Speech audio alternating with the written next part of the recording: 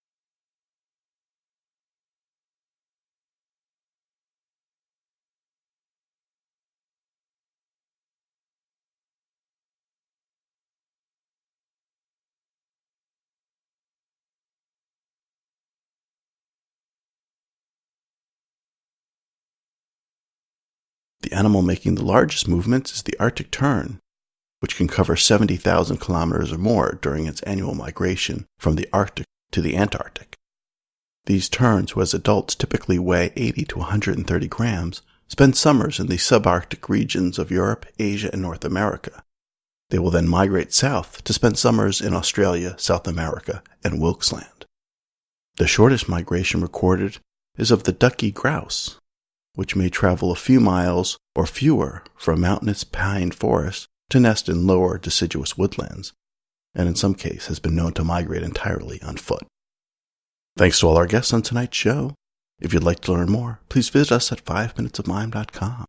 Join the conversation on our Facebook listeners page, the 5 Minutes of Mime Quiet Storm, and on Twitter at 5 Minutes of Mime. Remember to visit the 5 Minutes of Mime store at TeePublic and leave a review for us on iTunes. From the 5 Minutes of Mime team and myself, S.E. Angerman, see you next Thursday. Until next mime, good night.